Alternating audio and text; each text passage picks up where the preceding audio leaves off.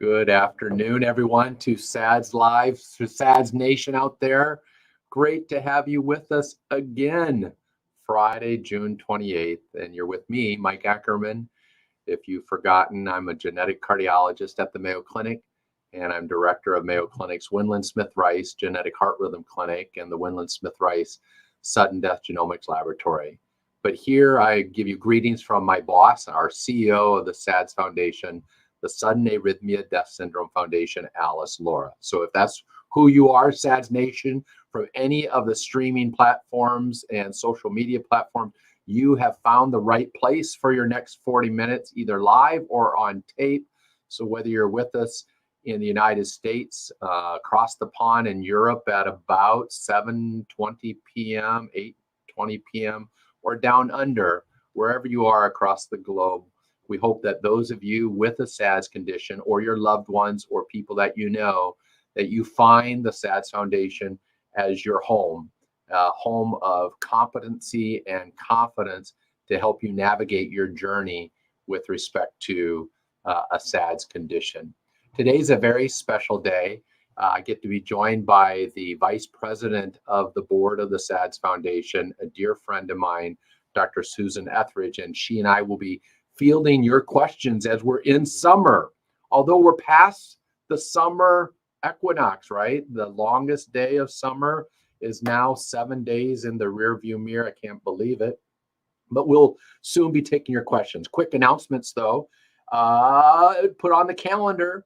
Next month, July 18th, we have a webinar regarding family planning. You may have remembered Mayo Clinic genetic counselor, Laura Rust, who will be doing a webinar on family planning considerations and questions you should ask.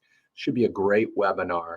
Put on the calendar November 8 and 9, SADS International Conference, both for physicians, health professionals, and a family conference in Chicago. Next SADS Live is in about 2 weeks, July 12th. But today I want to reflect for a few minutes on what has now passed us 17 days ago. Remember on June 11th, that huge milestone moment in the history of the SADS Foundation, the successful full day of the ELPFDD, the externally led patient-focused drug development day. We did one a year ago for our SADS families with ARVC and the overarching arrhythmogenic cardiomyopathies, but June 11, 2024 was for our families with long QT syndrome in the morning, CPVT in the afternoon, for your voices to be heard, your stories to be told, so that those listening, FDA, are you listening, would hear loud and clear that the status quo is not good enough. We need help. We need to find new solutions. Yes, after we diagnose a patient with long QT or CPVT, the tragedy of sudden death almost, thankfully, never happens. But it comes with a price, and that price is complications, side effects, issues, quality of life. So we need to come up with new solutions. We heard you, I heard you. And I want to take a moment and have Aaron bring on the chief architect, the mastermind of putting on that June 11th day, Genevieve Eccles of our program, the family coordinator of SADS Foundation. She was huge. We had reflections last week from our CEO, but I want Genevieve to sort of take a few minutes, one, for me to recognize her and to thank her, and two, for her to share some thoughts that she's thought about the June 11th day and all that we hope will happen, will be catalyzed because of that day. And here's Genevieve. So Genevieve, thank you on behalf of all of the families with long QT or CPVT across the globe. I do not think that I'm overstating it when I say that June 11th will turn out in retrospect to be a critical pivot point in the history of families with SADS conditions like long QT and CPVT. What was that day like for you, and what have you reflected on since June 11th? Thank you, Dr. Ackerman. It was an amazing day it was a very hard day to hear all of the family's stories and how much work we still have to do. But it was amazing to see the community really come together to share those stories of how long QT and CPVT are affecting them, are affecting their kids.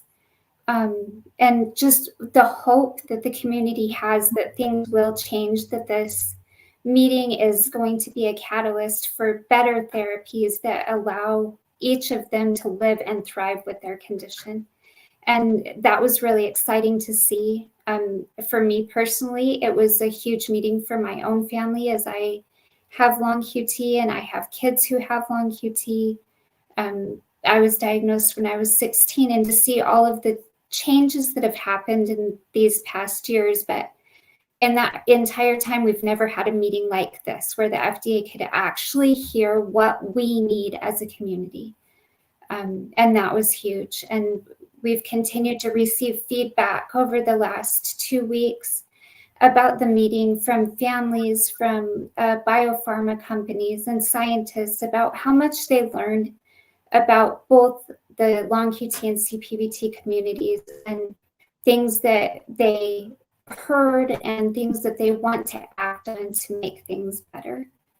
So, it was a very exciting meeting. We couldn't have done it without the community coming together.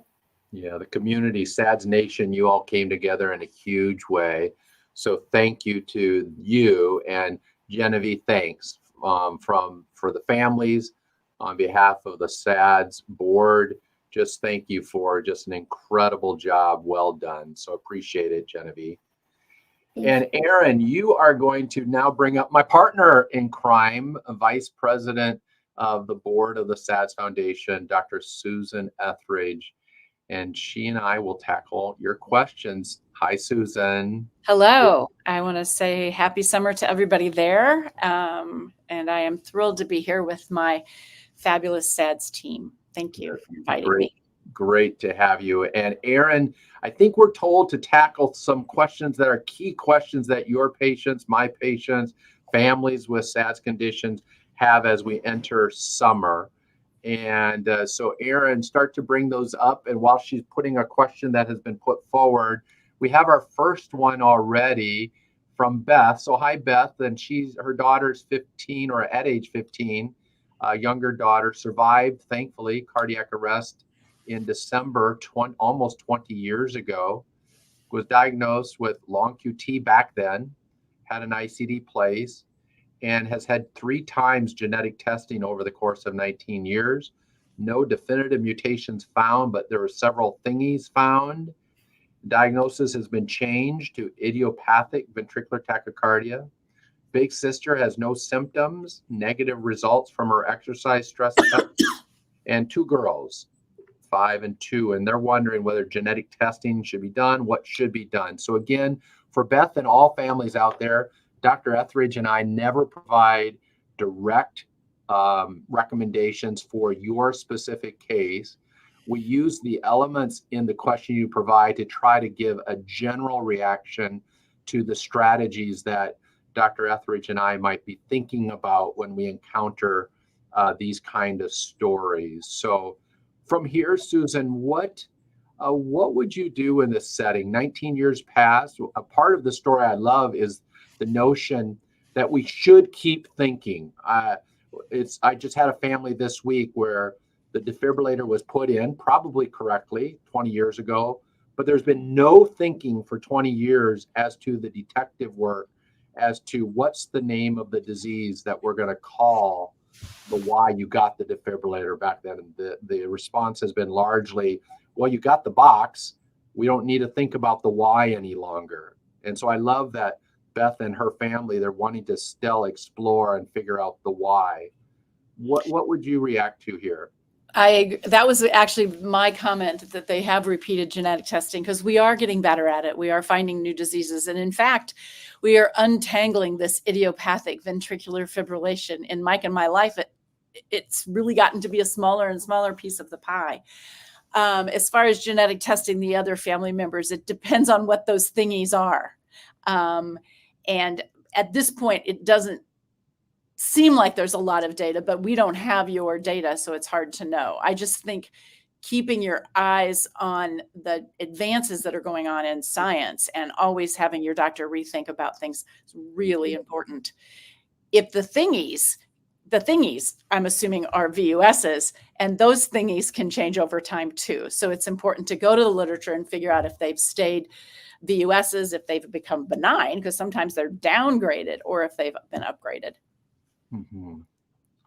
Yeah, the constant reassessment is something that we're starting to see the need of. The patient this week had their RYR2 thingy that was incorrectly put forward as the cause when it could be easily demoted as a nothing. And so you can see how the genetic testing can send us in wrong directions if we're not careful on the receiving end of it and do our due diligence of actually decoding the information. Let's see what we have. The dates announced. Scrolling down, Ms. Louise is asking if I'm okay. I am okay, thank you. And what's our advice? Well, this is a nice lead-in, isn't it? What's the advice that we would have for an inconclusive genetic test? A VUS, and in this case for gene SLMAP, and then the second gene KCNH2. So just in general, when you get a VUS, what's kind of the drill that you might be doing, Susan?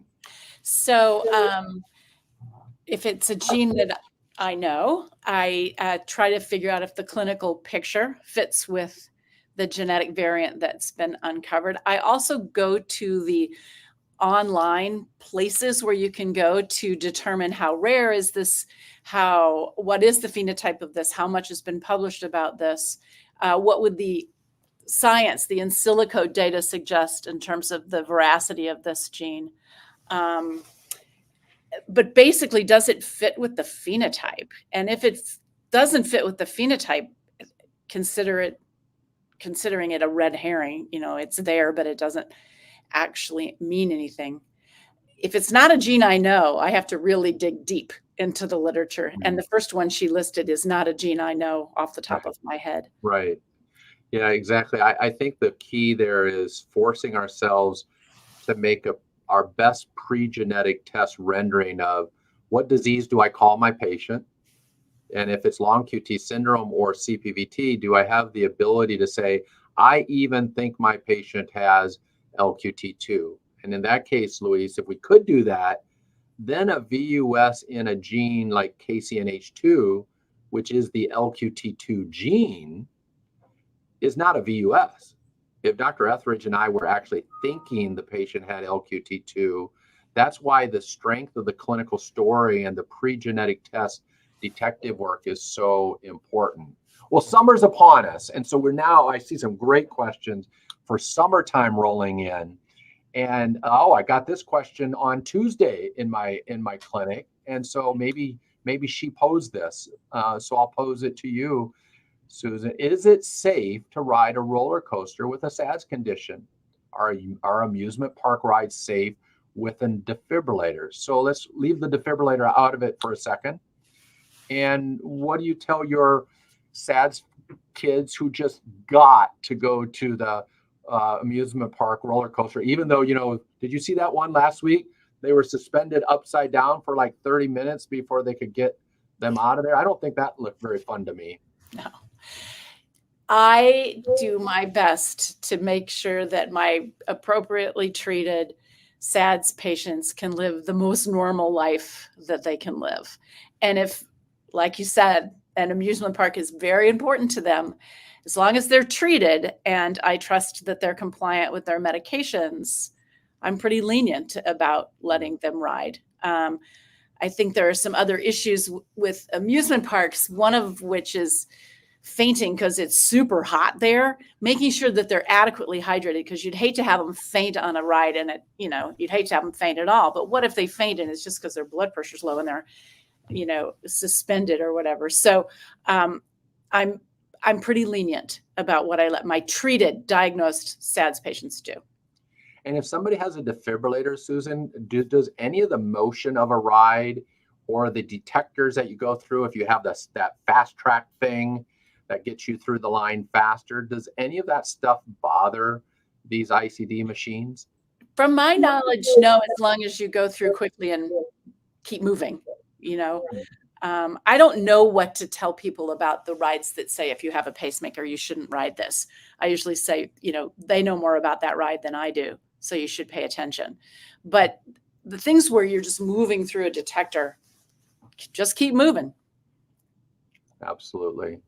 Well, we'll switch from summertime question to Megan's question, because for our SADS Nation, you know, I do not cherry pick the questions. I take them in order, and they're new. So this is Brugada patients, SCN5A Brugada, Susan.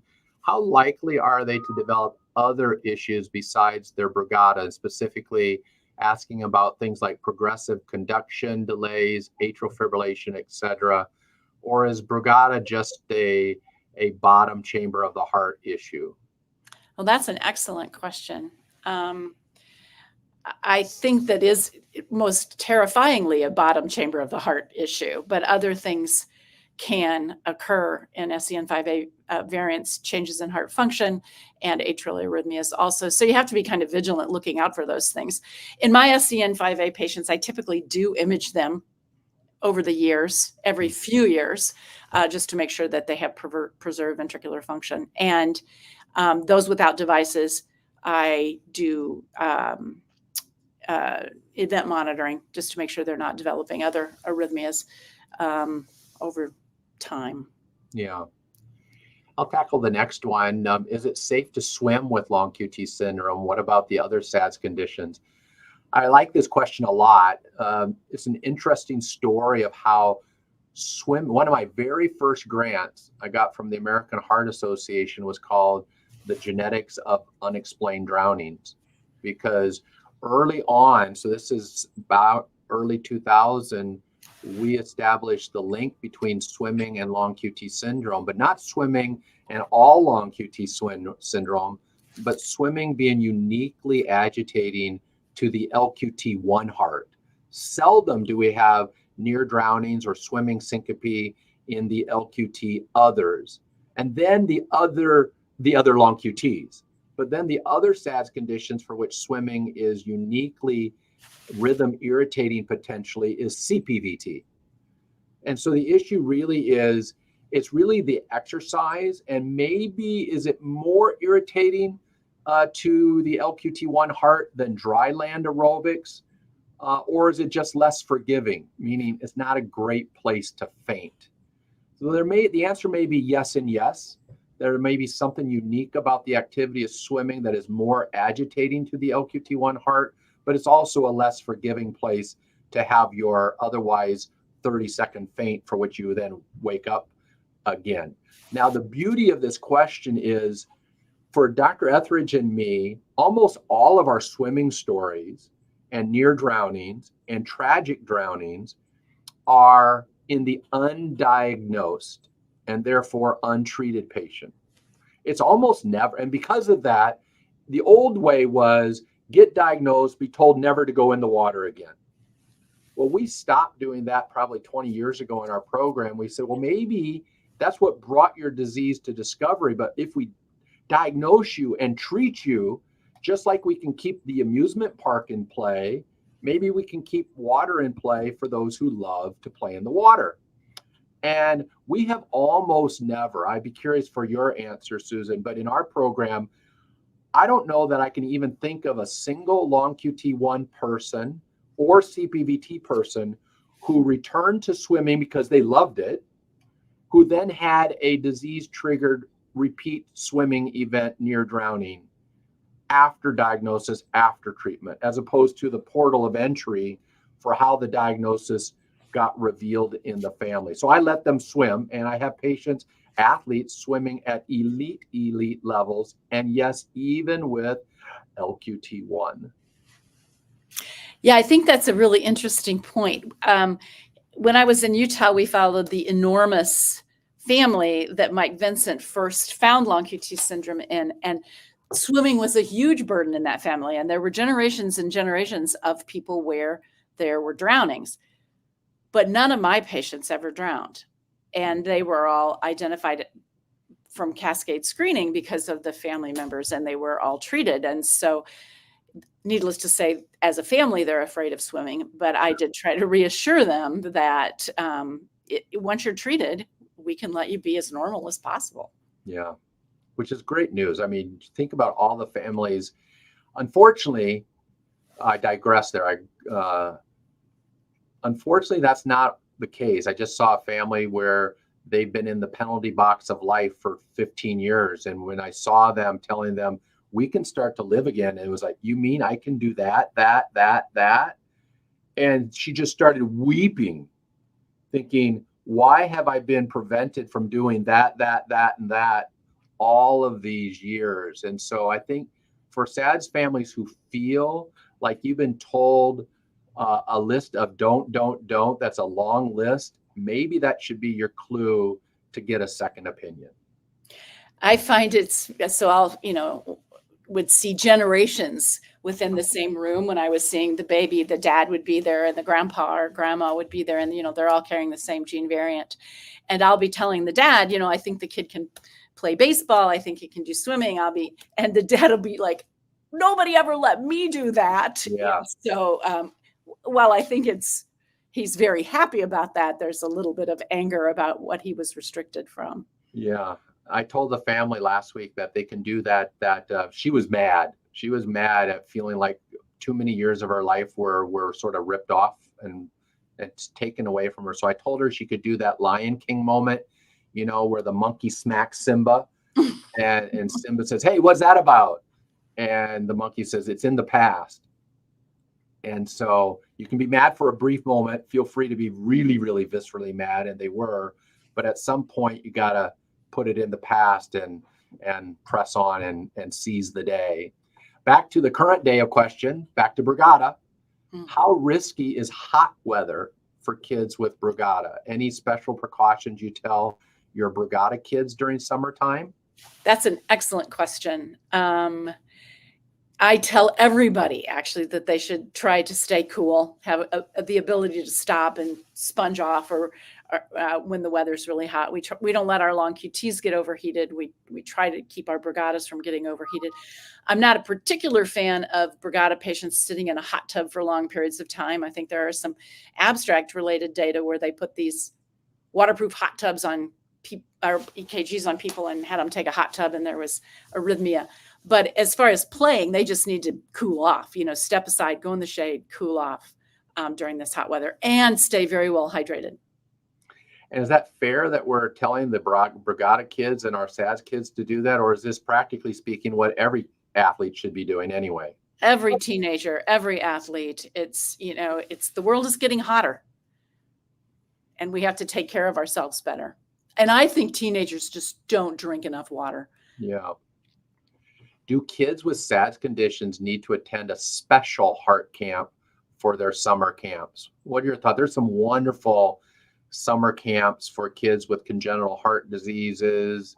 I can think of the one in the Midwest, Camp O'Dane but is that the only place that we should get to send our SADS kids?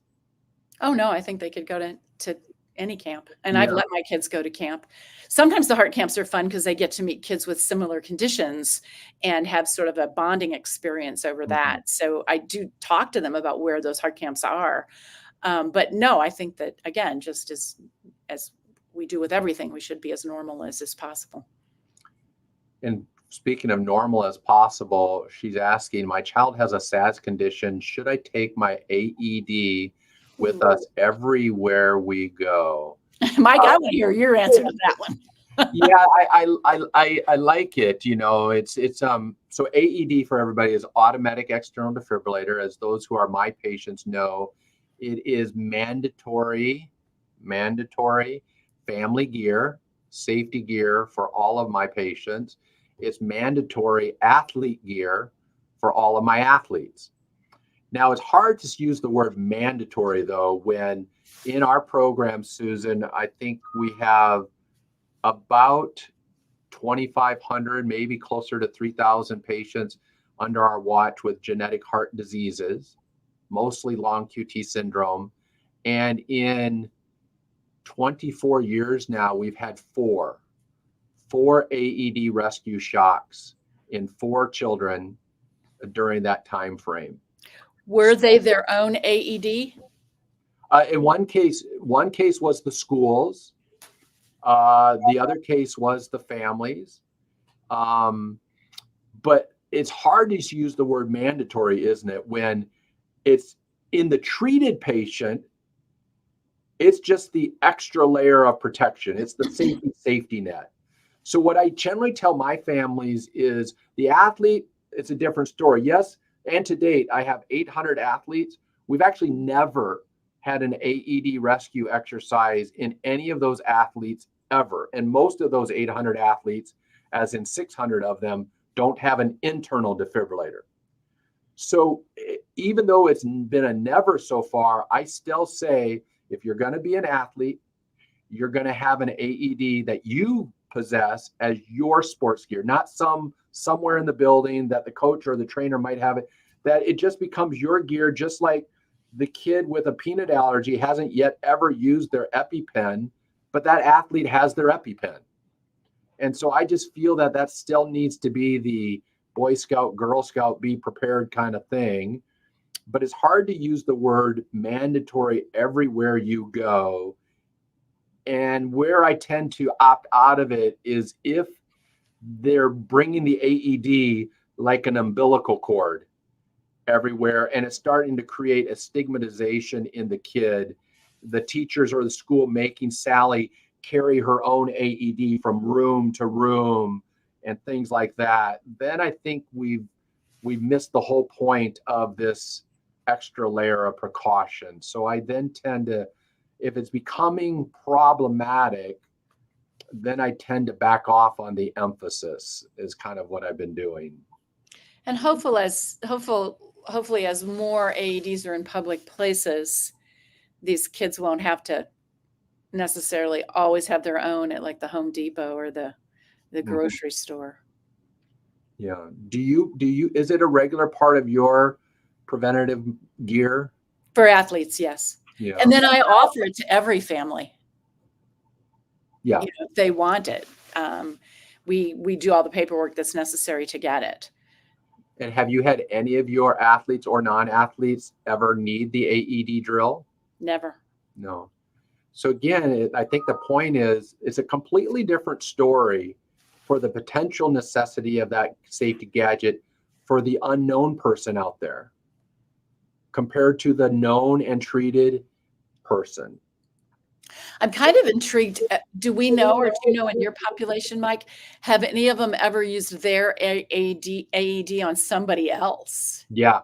In fact, we had one of the SADS live, and I don't know if Aaron would be able to pull it up for our audience, the link, but we interviewed the person who was rescued by the family's AED. So it was, and I've told families, even before we had this example, I've said, this is going to far more likely be used to rescue somebody in the stands, like the grandparent watching or the referee of the match, because they're not always maybe in such great shape. And sure enough, it was the referee of the soccer match, 60-some-year-old gentleman, went down with his triple coronary event. And the dad grabbed the kid's AED and ran out to the pitch, the field, and shocked him back. And so we had a SADS live interview of the mom, dad, and the kid, and the soccer ref who was rescued by the family's AED. That's funny because I say the same thing to my families. I say, more likely you're going to use this on somebody else. And have you had use it on somebody else yet? Not that I know of, no. Yeah. And then this is, I guess, a general one, and I think we've touched on several of the elements, but how can I help my child with a SADS condition stay safe during summer activities? What would be some of your safe lift? I have one that jumps to my mind right away, but any jumping to the top of yours that we have? Mine is always hydration. Mine is always stay cool and hydrate well, and no fasting. Eat appropriately. Don't miss your medications, even though your summer schedule gets kind of wonky, and you're at other people's house and having sleepovers and traveling. Don't forget your medications. Those are my biggies. Yeah. I was going to do the don't forget your medicines. That's the one thing that you kids can own is your compliance. You taking it is the most important thing that you can do. Our close calls and our actual tragedies have almost always been where the kid, unbeknownst to the parents, just stopped taking their medicine for 3, 4, 5 days. And that's 3, 4, 5 days has more often than not been summertime than the routine of school time. Absolutely. Not summer related, but are beta blockers still recommended in long QT if the QTC is less than this number 500? That's a good question. There's a lot of numbers less than 500 that I would certainly treat a patient. And some of that is very patient specific, depending on their variant, their age, their previous symptoms. There's a lot that factors into whether every single human should be on beta blockers that carries a long QT variant. And I have to admit, I've changed how I think about that. I used to be very dogmatic about it, but I'm much less so now. And some of it is, what else is going on in the kid's life? How do they tolerate the beta blockers? Do they have asthma? Are they a diabetic? There's a lot of other things that factor in. Yeah. Rachel's cardiologist won't see her because of her age. He said that she should be happy she lived. Well, Rachel, then that thanks for the question. Then that I think that's a good rule of thumb that's the wrong cardiologist for you. And so if you're a SADS individual and you have a SADS condition, and your question is not unique. I actually was told this by a patient last week that she was told by her cardiologist that why are you even being seen by us? You're alive. This is a non-issue. And I think what we're forgetting is that the good news is you're alive and you are in your 30s, 40s, 50s, whatever. You're young. And so then you now are diagnosed. Okay, so you had a life of untreated disease that you didn't know was there, or substrate. Let's not call it disease then. And therefore, we should automatically conclude that we don't need to do anything for your next 30, 40, 50 years. That's just naive. I mean, of course, your risk is lower. Longevity proves lower risk. But lower risk may not mean zero risk. And the one exception that has reared its head in an ugly way in some of our old, not young people who haven't needed to be treated, so why bother, has then been going to the medical environment where people like this cardiologist or others who have assigned zero respect to the long QT, then just willy-nilly disregard that substrate and put you on whatever drug they want. And then the drug they put you on turned out to be a big QT mistake. And had there been a modicum of respect assigned to it, they would have said, yeah, your risk is super low, but I probably shouldn't use these 3 drugs, all of which have on the QT no-no list. And so that's why you need to see a cardiologist just periodically to review your health score, to review your medication score with you, to be there on the team if a doctor is wanting to start you on medicine X, Y, and Z, and you really need that medicine, to be able to say, do we have enough safety margin to introduce that medicine? And the answer might be yes. In fact, it often can be yes, but you need to find the right cardiologist for your wellness journey, not your illness journey. And so maybe a different one. And, science changes. And I would want as a patient to be up to date with what was going on in science this decade, next decade, throughout my life. Absolutely.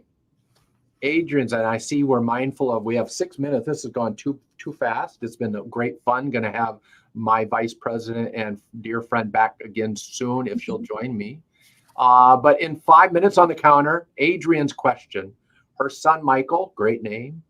My name, Dr. Etheridge's husband's name, survived cardiac arrest in January, diagnosed with something called short coupled PVCs, had a breakthrough event on metoprolol, which is one kind of beta blocker. Currently, the doctors are using a combination of flecainide and verapamil. And do this short coupled PVCs, do they usually lead to cardiac arrest? The patient has a VUS and 2 different genes, DSC2, desmocolin, KCNH2, which is the LQT2 gene. Maybe we'll pull back from that a second and just say, we don't talk about short coupled PVCs very often in SADS or SADS Live. Can you give a quick primer about what this entity of short coupled PVC syndrome is, or short coupled IVF is? Or aren't we digging through this and finding out that it might be more than one thing, and some of it might be calcium release deficiency syndrome, and some might be the other one whose name I'm forgetting that you described. Sorry. Yeah. But I don't know that there's a huge enough panel of patients that we know exactly how to treat this population. And so, I would have to beg, not knowing if verapamil and flecainide are the correct answer. I think I remember a case report where flecainide was effective in this condition. I don't know about the addition of verapamil. Mike, thoughts? Yeah, I think, trial and error is what the real issue that we end up doing in this setting. We have the luxury, are protected with the device. And so we're trying to figure out strategies. But for Michael and Adrian, yes, this phenomenon of short coupled PVCs, and it goes by a variety of names. Some people have chosen to call short coupled PVCs idiopathic ventricular fibrillation. Dr. Etheridge and I would probably disagree with that once you find the name that you're going to call the disease, then it no longer belongs under idiopathic or I don't know why ventricular fibrillation. So it is one of the diagnoses that we look for. It's hard to prove. If you catch the evidence, Exhibit A, of the moment with the device or a loop recorder or something, then that helps you move the needle towards that diagnosis. And then at Roxy's, I'm not sure, I might have lost the train of Roxy's previous question. That she's had two brothers die from this, trying to get some genetic testing. So I don't know, I might not retrieve where the follow-up is. So first, obviously, we're so sorry about having to experience the death of not just one sibling, but 2. Roxy follows up, I see there. One was 13, almost 14, the other 25. Roxy is 34. Have an ectopic heartbeat, also have 2 children, so wanting the testing mainly for them. Oh, I kind of get it. I see. And trying to get some genetic testing done for Roxy. Let's take 2 minutes on this one. And Roxy, we'll give you the last one here. I think this really gets at something that you and I have been working hard at, Susan, is when there's been a death of a loved one, the detective work done on that loved one and the detective work that needs to be done on that loved one's first-degree relatives, the brother's siblings, the brother's children, the brother's parents, so in this case, Roxy, is completely heterogeneous across the globe. Ranges from condolences at best to why are you here, to ordering every test we can think of and redoing every test we can think of, every 3 to 6 months. What would you be doing for a sibling like this in general of an unexplained cardiac arrest? And I guess we don't even know whether we have access to DNA from that living person's deceased brother or deceased brothers. This is the hardest thing that I think we face in clinic, actually. Yeah. I'm trying everything you can to get data on the deceased is by far the most important. That's the phenotype that's the most obvious. That's the patient that's clearly affected. And so sometimes things like those baby cards, you can grab blood from those. Sometimes the pathologist has stored blood. I've had that happen once that we didn't know was there and was never used, but we could use it. It was a little degenerated, but we could use it to track down the gene variant in the deceased. Without that, you're a little bit shooting in the dark. I would do, some of the analysis that we do on the surviving patients depend on what they found on autopsy. I mean, I would assume this person had an autopsy, maybe not a genetic autopsy. Mm-hmm. Ultrasound is important if you're thinking that's hypertrophic or dilated or restrictive cardiomyopathy. Probably important because sometimes those aren't so obvious to every pathologist and you don't know who did the pathology. EKGs, exercise studies, if there's a reason to do that. And then beyond that, you start to get into the weeds, really. Yeah. I think for Roxy, the good news would be to close is for all of our first degree relative survivors like the Roxys, our minimum first tier evaluation is an ECG, Holter, stress test, and echo. Then we pause, interpret all that information. What did we learn? Do we need to do a second round or not? But in our program, and I know it's similar experience in Arthur Wilda's as well, is when the frustration is not finding anything. The silver lining behind that is when you never find the answer and your first degree relative screen is normal, we almost never then have had a follow-up, oh my goodness, it happened again, tragedy. So there's sort of the good news in finding nothing, because finding nothing has in a strange way, the best overall forecast than finding the answer that then gives closure. So there is a silver lining, I guess. It's hard to give a silver lining when somebody like Roxy has lost two of her brothers. There's not much of a lining there. But with that, we're at the top of the hour. I have loved being joined by the vice president of the SADS Foundation board. And so, Susan, I know you and your husband, Michael, will be having a great vacation in a great state of Minnesota. Yes. So enjoy it. All of you enjoy your last 2 days of June. Enjoy summer. It is flying by. And so to everyone, until you can join us again in two Fridays on July 12th, have a great 2 weeks. Take care, everyone. Thank you.